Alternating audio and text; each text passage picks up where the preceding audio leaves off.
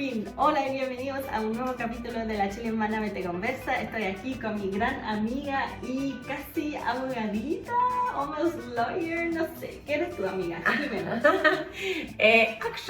Realmente yo actualmente soy licenciada en Ciencias Jurídicas y Sociales. ¡Chichín! Buena. Sí, ese es mi título. Te felicito. Y me pareció súper interesante hablar contigo porque, para darles un poco de contexto, a la Jime nos conocimos bailando en el ámbito del dancehall y luego nos hemos visto como todos los años que vine acá a Chile. Sí. Y el año pasado estabas pasando por un proceso muy intenso. ¿Qué proceso fue ese? De estudios, sí. Bueno, yo estudié Derecho. Y acá en Chile, me imagino que en muchas partes del mundo, pero es una carrera muy larga, casi tan larga como medicina, donde son, además de los años del pregrado, vienen otras etapas y en especial Derecho tiene una etapa que es el estudio para el examen de grado, donde tú tienes que demostrar en el fondo que manejas todas las áreas del derecho y que en el caso de mi universidad, yo estoy en la Universidad de Chile, es un examen que todavía es concentrado todo en un solo examen y además es oral. Entonces el nivel de presión por el que pasan los estudiantes y por el que pasé en ese momento fue bastante intenso, sí, es cierto. Sí. Largo proceso. Y es horrible, ¿cierto? Porque si fallas en este examen, como que todo el trabajo de todos los años anteriores fue para nada. Exacto, ¿no? o sea, igual tenemos 3 posibilidades de darlo, pero claro, tú fallas una vez y hay que esperar un tiempo, son varios meses antes de que te puedan dar otra fecha, entonces sí es un nivel de presión muy alto precisamente por eso, porque tienes que jugártela el todo por el todo en ese examen, por lo tanto, claro, que te vaya mal es bastante terrible porque significa extender este periodo de estudio De tortura. y de tortura, sí es verdad, por varios meses más. Lo que no solo significa cansancio ni estudio, sino que además hay una cuestión económica de por medio, de seguir costeando el estudio, de seguir viviendo esta rutina que no te permite trabajar en muchas ocasiones. Entonces tiene un montón de factores que son determinantes. Sí, creo que estudiar Derecho en todos los países es una paja, güey. Yo no lo haría. ¿Qué estabas pensando, güey? Sí. Ya, pero cuéntame un poco más. El proceso de estudiar Derecho me imagino que es como parecido acá en Chile y allá en Alemania, pero hay hartas cosas en el sistema universitario de acá y de allá que son distintas. Como, ¿qué me cuentas del proceso de admisión? Sí, por ejemplo, en cuanto al proceso de admisión, bueno, aquí cuando tú terminas el colegio, digamos, o la escuela, no sé cómo es allá, aquí son 12 años de estudio como de básica y media y como el high school y eso. Y al terminar eso, existe actualmente, porque en mis tiempos yo rendí una prueba que se llama PSU, Prueba de Selección Universitaria. Y ahora, post estallido social, existe algo que se llama PAE, Prueba de Admisión Estudiantil. Pero es una prueba que ha sido históricamente, desde que se incrementó, muy cuestionada porque en el fondo tu entrada a la universidad o a una carrera técnica o a un instituto superior depende de cómo tú rindas en esa prueba. Y en Chile la diferencia entre la educación pública y privada viene desde la educación primaria, ¿verdad? La educación pública de los niños y niñas de Chile parte con una cancha totalmente desigual. O sea, en Chile hay colegios donde los niños saben hablar inglés, francés, tienen una educación que es totalmente distinta, etc. Versus los colegios públicos de poblaciones más marginales, de barrios más marginales, donde es realmente difícil tener una educación a la par, ¿verdad? Claro. Entonces las diferencias comienzan a marcarse desde muy pequeños. ¿Por qué? Porque claramente alguien que sale de un colegio de mucho dinero, del barrio alto, que son históricamente los mismos colegios, del Nido de Águilas, no tiene las mismas herramientas del cabro que salió del liceo A2 de La Pintana, y sin embargo ambos tienen que enfrentar la misma PSU. Y luego tú rindes la PSU y del puntaje que tú saques en esa prueba depende tu ingreso a la universidad. Y también las carreras, cada carrera pide un puntaje distinto. Por ejemplo, para las carreras más tradicionales, como es mi caso, derecho, medicina, arquitectura, enfermería, sociología, periodismo, son carreras que tienen un puntaje muy alto, sobre todo en las universidades tradicionales. Y eso también se promedia con las notas que tú tienes durante toda tu enseñanza media, digamos, como en la high school. Y eso te da un promedio con el que tú puedes postular a ciertas universidades y a ciertas becas estudiantiles también. Claro. Ay, qué interesante. Sí, en Alemania es algo diferente el sistema porque igual ya separamos a los niños desde muy pequeños. Por ejemplo, en la básica estamos todos juntos, pero sí al final de la básica, como los niños se separan en 3 grupos, como ¿cómo lo puedo decir? Los menos inteligentes, los medianamente inteligentes y o como que les va mal en la escuela, los que va como regular, más o menos, y los que va súper bien. ¿Cachai? Porque que te vaya bien en la escuela tampoco significa que eres muy inteligente necesariamente o que te vaya mal en la escuela, en fin, lo sabemos, pero así como si te va mal, después en la básica te vas a un tipo de colegio, si te va más o menos te vas a otro tipo de colegio y si te va bien te vas al tercer tipo de colegio, que es como el de más alta rendimiento, calidad, no sé. Claro. Y solo si vas a este tercer tipo de colegio, el gimnasio como le decimos, después tienes la posibilidad de entrar a la universidad. Entonces, si en la básica te va mal, básicamente ya cagaste. ¿A cuál fuiste tú, Safía? Ay. ¿A cuál creí tú? Al que le iba muy bien, obviamente. No, siempre era muy matea. Sí. Creo que sí había escuchado esto alguna vez, pero sí, de mí. Es probable. Claro que sí. Pero ¿qué pasa con la gente que queda en el colegio malo? Bueno, ellos después de terminar el colegio, por ejemplo, digamos que los que les va mal, solo reciben en total como 9 años de educación. Los que les fue más o menos reciben 10 años de educación y los que les fue bien como son 12 o 13 años de educación en total. Entonces, si sales a las 16, por ejemplo, del colegio, ahí puedes como ejercer oficios. Y los otros, si te fue más o menos, puedes también hacer algún oficio o puedes seguir estudiando y al final puedes ir a un tipo de universidad o tener alguna educación superior.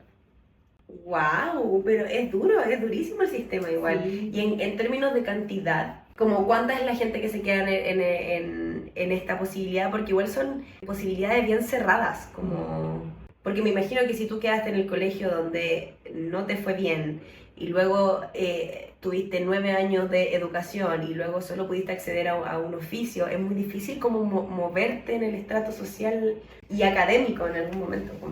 Sí, o sea, como acceder al ámbito académico es difícil, pero igual hay que decir que los oficios no son todos malos. O sea, por ejemplo, como peluquera no vaya a ganar la masa plata, pero si aprendes un oficio que sea como de eléctrico o gas fitter, alguna cosa así, ahí igual puedes como hacer una maestría y como tener un puesto responsable, como fundar tu propia empresa e igual como ganar un buen sueldo. Así que no significa que si tienes un bajo nivel de educación académica en ese sentido, que vas a ganar poca plata durante todo tu vida. Pero sí es más complicado si quieres acceder como a una carrera académica. O sea que eso no tiene que ver con un nivel socioeconómico necesariamente. Sí, no. Igual como generalmente hablando, los trabajos que necesitan título académico son mejor remunerados. Claro. Sí. Es duro el sistema igual. Sí, yo lo siento también porque desde muy chico ya empiezan a separar a los cabros chicos, entonces si no te fue bien en la básica por cualquier razón, no sé, tus papás divorciaron o algo así, se determina como el resto de tu vida, ¿cachai? Y también últimamente en Alemania hemos visto el problema que como tenemos una población muy grande de gente recién inmigrada, porque vienen de, no sé, Eritrea o del Medio Oriente o de Ucrania últimamente, que los niños llegan y no hablan alemán, entonces obviamente no les va a ir bien en la básica, ¿cachai?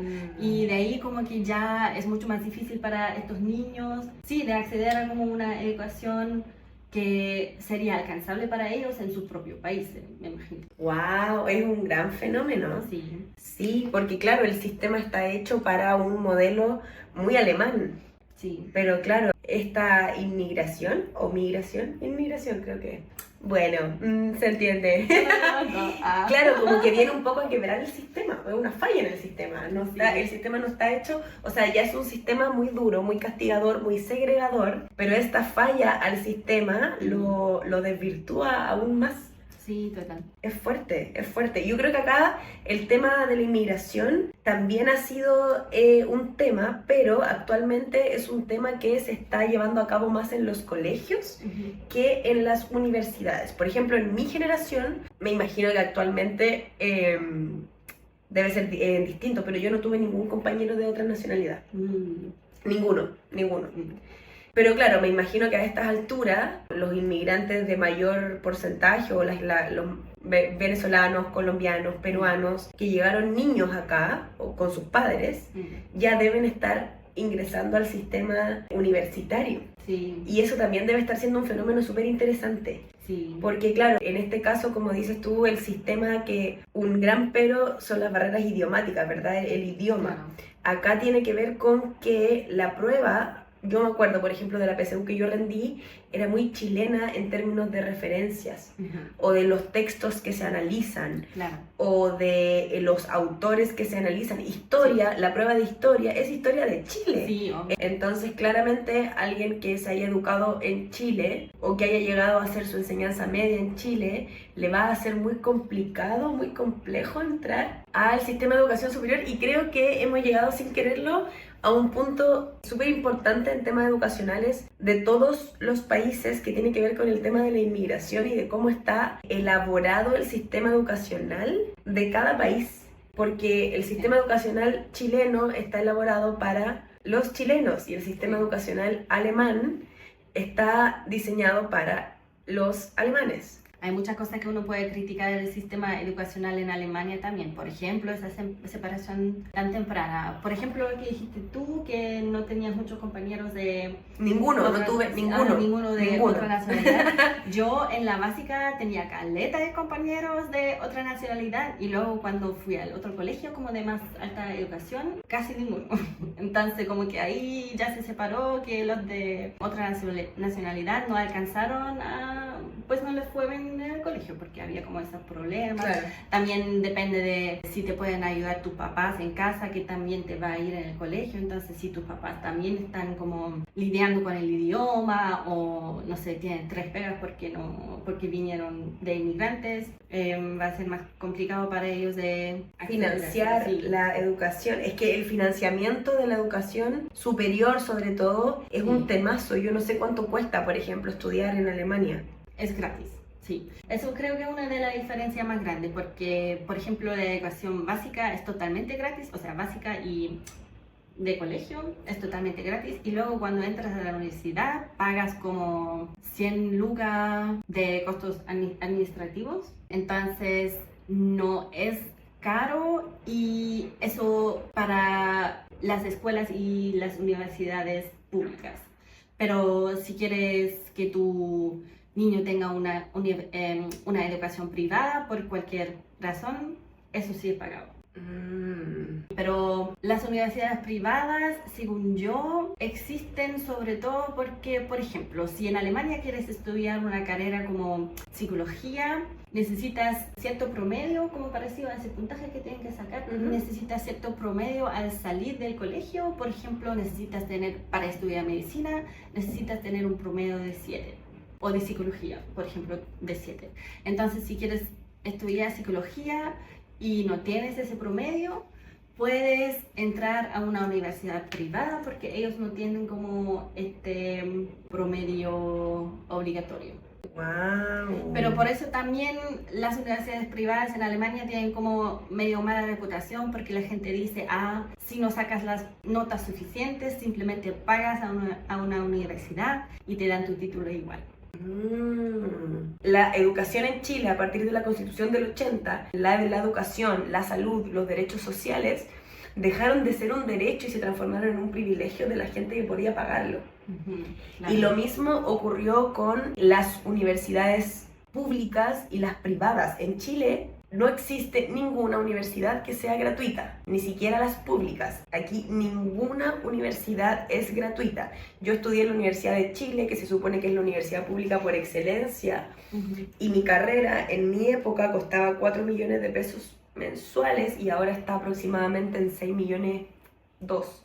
Mensuales. O sea, perdón, anuales. Ay. Anuales. Que no deja de ser Dios, mucha plata, sí, porque mucha plata. imagínate, 6 millones 2 son más de 600.000 pesos mensuales y el sueldo mínimo en Chile es de 500.000 pesos. Entonces era casi imposible pagar una universidad sin una beca. Entonces, con los años se fue desarrollando el CAE, que era el crédito con aval del Estado para que la gente pudiera estudiar. Pero el CAE al final era un crédito. Qué interesante. En Alemania Sí. tenemos un sistema que es como... También puedes postular para recibir como fondos del Estado, pero te dan cierto monto, no sé, digamos que en total durante tu carrera pueden darte hasta 12 palos, ¿cierto? Y de estos 12 palos solo tienes que devolverles la mitad y es sin interés. Entonces eso como es más alcanzable también porque, o sea, solo tienes que empezar a devolver el dinero cuando tú, después de salir de la universidad, empiezas a trabajar. Claro, el CAE funciona igual en todo caso, cuando tú te titulas y empiezas a trabajar, pero hay que pagarlo completo Sí. y con intereses, que se supone que son intereses bajos, pero no deja de tener intereses. Claro. Entonces, la revolución del 2006, yo era muy pequeña, y luego vino la revolución del 2011, que ahí yo ya estaba en la enseñanza media, entonces ya tenía más noción de lo que estaba pasando. Fue precisamente para pedir condiciones mejores para poder entrar a estudiar, porque era imposible. O sea, para mí, por ejemplo, yo quería estudiar Derecho ya en esa época, pero una de las cosas que me lo impedía era ¿cómo vamos a pagar esto? Claro. Porque era muy difícil. Mis papás no son universitarios, yo soy de un estrato social más bien, o socioeconómico más bien bajo, donde yo soy la primera generación en asistir a la universidad de mi familia. Entonces, entrar a carreras tan tradicionales como estas era para mí imposible, pero no por términos académicos. La mayor limitante era saber cómo íbamos a pagar eso sin yo endeudarme para toda la vida. Y en ese tiempo ya se estaba tramitando la gratuidad, que fue en el gobierno de Michelle Bachelet. En el segundo gobierno de Michelle se tramitó la gratuidad en Chile. Y cuando yo entré a estudiar, el primer año lo tuve que pagar. Y al segundo año universitario yo obtuve la gratuidad. Luego tú tenías que cumplir con una serie de requisitos, como condición socioeconómica, acreditar la condición de tu familia. En mi caso yo cumplía con todos los requisitos porque mis papás no son profesionales, ninguno de los dos tiene estudios universitarios, por el sector en el que vivimos, por el tipo de casa, pero el nivel de tramitación que yo tuve que hacer, o sea, fue una persona a mi casa a comprobar, digamos, en qué condiciones yo vivía para ver si cumplía o no con el requisito. Y aún así, yo actualmente tengo una deuda por el primer año que yo estudié sin ningún beneficio. Entonces, el sistema es duro, es súper duro. La gente que era mayor que yo, 2, 3, hasta 5 años mayor que yo, era muy común irse a estudiar a Argentina. Ah, de verdad, no lo puedo creer. Sí, porque en Argentina la universidad es pública y es gratuita y tenían un porcentaje especial de vacantes para extranjeros. Entonces, para los estudiantes chilenos era muy conveniente irse a estudiar a Argentina, conseguían un trabajo de medio tiempo en cualquier parte, se iban en grupo. Yo tenía amigos más grandes que se iban de 3, de 4 a estudiar a Buenos Aires, a la Autónoma de Buenos Aires, porque entre los 4 arrendaban un espacio, trabajaban en cualquier cosa, pagaban sus estudios y la universidad les era gratis. Claro. Entonces era una posibilidad como súper concreta, y además tenía todo esto de la aventura, de ir a otro país, de conocer una Argentina. De conocer. Exacto. Pero al final el incentivo para hacerlo era como poder poder estudiar, porque acá en Chile era muy, muy, muy difícil, realmente muy difícil. Cuático. No sé, en Alemania hemos llegado como a ese punto que se ha vuelto tan normal y, ¿cómo decirlo? Como hay esa expectativa que si vas, por ejemplo, si sales de la básica y vas al colegio al que fui yo, que después vas a estudiar, ¿cierto? Como casi no hay la opción de tomar otro camino porque es lo que más sentido tiene, tienes más posibilidades con eso, pero también uno dice que hay mucha gente que estudia solo por estudiar, donde es gratis también, no tienen no tienen tantos problemas normalmente en financiarlo, y hay caleta de gente que ni siquiera va a ser tan contenta en su carrera universitaria o con los trabajos que puede hacer después y que sería como más contento en un oficio o algo así, pero estudian porque sí. Así que eso, no sé, yo he observado que la gente acá cuando estudia alguna cosa se identifica mucho con esa carrera. Por ejemplo, estudia publicidad y al salir dice soy publicista, se presenta así. Si preguntas qué hace en la vida es como ser publicista. Y en Alemania como no es tan así. O sea, por ejemplo, yo estudié comunicaciones, publicidad también, pero yo nunca diría que soy publicista, simplemente diría que yo estudié eso, pero estoy trabajando en ese ámbito también, pero no sé. No, yo soy abogada. De alma y corazón. De alma. No, sí, yo creo que eso es muy... Es que, mira, ahora en esta conversación contigo me he dado cuenta que yo estoy bien vieja. No, pero yo ¿Por soy mayor qué? que vos. Es cierto, es cierto. Pero mi generación es una generación que ha vivido muchos cambios. Y claro, efectivamente cuando yo entré a estudiar era un gran logro, era una cuestión que era impensada, era una cuestión totalmente celebrada. De hecho, con mis porque además yo entré a un lugar donde es una facultad muy, muy tradicional, donde normalmente van a estudiar los hijos donde hay familias de abogados que han salido de la Universidad de Chile. Actualmente el presidente de Chile estudió Derecho en la Universidad de Chile, cosa que también para nosotros fue súper interesante porque es un fenómeno muy nuevo, pero Gabriel Boric, el actual presidente de Chile, su carrera política, digamos, partió como dirigente estudiantil de la Facultad de Derecho. Y de ahí saltó a la Cámara de Diputados y de la Cámara de Diputados a la presidencia. O sea, yo voté por Boric en la FECH en su momento. Y luego voté por Boric como presidente de Chile. Entonces es un fenómeno que quizás todos nosotros como estudiantes esperábamos mucho más en términos de educación por parte de su gobierno, porque él viene de ahí. Pero bueno, esas son cosas políticas que uno entiende que... O no sé si lo entiendo tanto. Pero igual encuentro súper interesante que tenga esa dimensión política como la vida estudiantil en Chile, porque en Alemania para nada. Yo creo que eso aquí era muy fuerte, el movimiento estudiantil era muy fuerte desde la Revolución Pingüina del 2006, la del 2011, pero la pandemia mató todo el movimiento estudiantil. Lo mató totalmente porque fueron años en que generaciones entraron a la universidad a través de la web. Yo me doy cuenta ahora, yo voy, por ejemplo, a mi facultad, a mi universidad, que me ha tocado ir a hacer algunas clases o ir a hacer algunas ayudantías para los alumnos, y me doy cuenta que entre ellos no se conocen, porque nunca compartieron la sala. Porque entraron a la universidad a través de Zoom y eso hizo perder mucha fuerza al movimiento. O sea, yo creo que actualmente en Chile no se podría dar una revolución estudiantil como las que se dieron cuando yo era chica, cuando yo estaba en la enseñanza media, cuando yo estaba en la universidad. Actualmente, yo no sé si tú alguna vez, de todas las veces que has venido a Chile, viviste una marcha estudiantil. Una marcha estudiantil, no estoy segura. O sea, sí... Algo que fue muy impactante cuando vine de intercambio en 2017, pre-pandemia, era que los estudiantes hacían paro.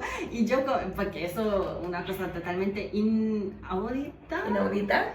En Alemania como que no existe. Y yo con mi amiga alemana estábamos conversando así como, parece que los estudiantes están haciendo paro. ¿Cómo se hace esto? Porque al final si no van a la clase, entonces los profes tienen un día libre, ¿no? ¿Cachai? Como que, ¿qué es el impacto de un estudiante haciendo paro? Bueno, precisamente cuando yo estaba en mis primeros años universitarios, el paro tenía mucha fuerza y el paro era específicamente parar.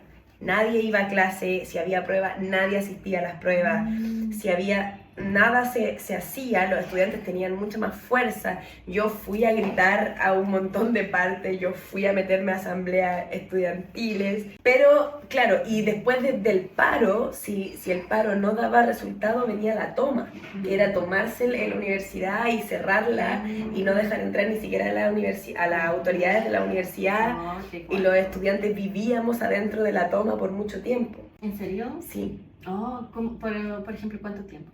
Podían ser meses, 2, 3 meses. ¿Y eso lo hiciste tú? O sea, es que uno iba rotando, no te quedaban los 2, 3 meses en la toma, pero había que hacer presencia por un montón de cosas que se peleaban en esa época. Ahora yo creo que una toma sería impensado, o sea, los niños de Zoom no se van a quedar a pasar frío y hambre en la toma, porque igual era una cuestión bien... Pero claro, el movimiento estudiantil tenía mucha más fuerza que la que tiene ahora. Y yo creo que en Chile, luego del fracaso con la constituyente, no solo el movimiento estudiantil, sino que muchos movimientos ciudadanos perdieron esa fervosidad, no sé si está bien, puede que haya inventado una palabra, efervescencia quería decir. Ya, Efervescencia, sí, como eso de estar en la calle, como... yo recuerdo mis marchas estudiantiles y uno estaba totalmente convencido de que estar en la calle era lo correcto y de que el paro era necesario, y pequeñas cosas se consiguieron, pero se consiguieron cosas. O sea, yo estudié con gratuidad, por ejemplo. ¿Y eso es el resultado de eso? Exacto, sí, yo entré a estudiar con gratuidad. Yo entré a estudiar una carrera que era impensada que alguien de mi estrato social entrara a estudiar, y claro, los moldes se han ido rompiendo un poco con los años en Chile, pero creo que actualmente estamos pasando por ese mismo fenómeno que tú me estás describiendo sobre Alemania, que es que como las oportunidades para estudiar se han ampliado, ya sea a través de becas, ya sea a través de el fondo solidario, de la gratuidad misma, de la capacidad de endeudamiento que tienen las personas actualmente, porque no es que haya más capacidad económica, sino que hay más capacidad de endeudamiento. Se ha hecho más natural quizás, o más obvio, que los jóvenes salgan del colegio y tengan la posibilidad de estudiar, lo que ha hecho también que hayan más profesionales, lo que lamentablemente no ha ido de la mano con una calidad en esos profesionales, porque claro, lo mismo que me decías tú de Alemania, de que quien puede pagar va a tener un título, claro, y acá pasa un poco lo mismo. O sea, hay universidades que forman a cierto tipo de personas, incluso la Universidad del Desarrollo, la Universidad de los Andes, que se sabe abiertamente que son financiadas por ciertos políticos de cierto sector, que forman a su gente y que luego esa gente trabaja en ese mundo empresarial, como que son pequeñas sectas porque el mundo privado se presta para eso, ¿verdad? Como si en Chile tenemos una constitución que permite que cualquier persona con plata pueda abrir una universidad. Los Lavín, por ejemplo, los Larraín, tienen sus propias universidades donde forman a sus propios hijos, donde forman a su propia gente de su sector, que luego administra sus empresas y que luego administra en Chile, y es una cuestión que... Pero de la misma forma, las universidades públicas se han ampliado, ha habido un mayor ingreso a la universidad, sí, pero también estamos pasando por ese periodo de estudiar por estudiar, estudiar cualquier cosa, estudiar carreras inventadas, lo que no deja de ser un poco triste igual. Sí, de hecho, no sé si sabías, pero cuando yo vine de intercambio a Chile, originalmente quería ir a la Universidad de Desarrollo, pero no sabía que era como una universidad de cultos, por así decirlo. Pero no me dieron el puesto y terminé en la Universidad Mayor. La Universidad Mayor es una universidad privada, sí, pero yo creo que es una de las universidades más variopintas, como con mucha diversidad estudiantil, y no es una universidad tampoco que esté enfocada en el mundo empresarial. Sí, a mí me gusta, yo quería estudiar en la Universidad Mayor. ¿Y por qué no? Porque es privada, por niña. Ay, quizás no hubiéramos conocido antes. No, pero yo no estudié, yo no tomé ramos de derecho. Sí, qué interesante. Y una cosa que también está pasando en Alemania por lo mismo de que todos entran a estudiar es que ya nadie quiere hacer formaciones como por ejemplo ser enfermera de gente mayor de edad.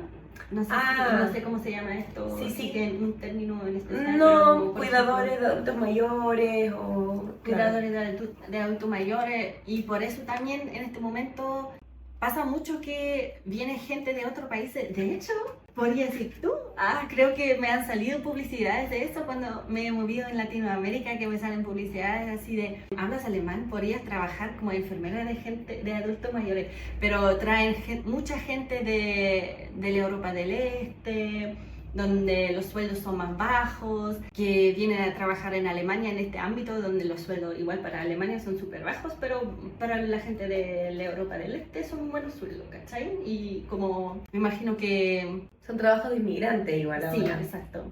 Y eso igual causa problemas porque, pucha, es difícil. Hay mucho abuso de los ancianos, muchos problemas de comunicación donde no tienen como el mismo idioma y todo. Me imagino, sí, es un problemazo. Iremos a avanzar a una... bueno, esas eran las demandas para mi movimiento estudiantil de la época. Una educación pública, gratuita y de calidad para todos y todas. Ay. Las estudiantas y estudiantes de Chile, sí. Sí, es necesario. O sea, es súper importante al final que la educación sea gratuita porque no puede ser un bien que uno puede comprar o no puede abordar, ¿cachai? Como incluso si vienes de bajo recurso debería poder educarte para salir de ahí. Es que la educación es un derecho, en ese término la educación es un derecho y la educación es un derecho habilitante. La educación te habilita para poder vivir la vida de otra manera, incluso para aportar a la sociedad de otra manera. Por eso es tan triste que en Chile sea un privilegio. Y a seguir trabajando por una educación universal, gratuita y de calidad, porque no puede ser un negocio. Los derechos sociales no pueden ser un negocio, y aunque en Alemania y los países socialistas todavía, bueno, Alemania ya no sé si se puede considerar un país socialista, pero sí tiene derechos sociales mucho más garantizados que nosotros, en términos de salud, por ejemplo, en términos de vivienda. Aún así tienen sus diferencias, y este sistema como que es súper duro igual, súper rudo, de mucha competencia igual, pero aún así es mucho más justo o más asequible quizá que el que tenemos actualmente en Chile. Así que yo creo que yo personalmente soy una persona muy agradecida de haber podido estudiar, porque sin la gratuidad quizás no lo hubiera logrado. Y eso también es fruto de los movimientos sociales y estudiantiles de la época, que quizás nunca lo había mirado en perspectiva como ahora en esta conversación. Eso te puedo contar, chilemana. Muchas gracias. Y no sé, de repente para cerrar, ahora que terminaste tu carrera, saliste de la universidad, ¿qué son tus planes para el futuro? ¿Qué quieres hacer con tu Irme a Alemania a cuidar ancianos, por supuesto. Bienvenida sea. Claro que sí. No lo sé. Con mi título espero como poder encontrar algún ámbito del derecho que me dé una realización total y absoluta para mí primero, y que eso pueda también aportar de cierta manera al bienestar social. Pero lo que más espero es poder ejercer una abogacía fuera de lo tradicional. Eso espero hacer con mi título. Y legalizar la marihuana en Chile. Por supuesto que sí. Qué bueno. Bueno, he escuchado que los abogados de divorcio ganan mucha plata. Sí, siempre hay gente divorciándose. Así que claro, este es mi discurso social, ¿ves tú? Pero claro, pero cuando nadie me ve, hago divorcio gratis. O sea, divorcios baratos, no gratis.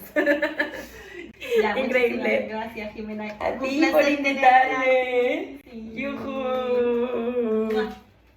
¡Mua! Y gracias por escucharnos. See you. Hasta la próxima.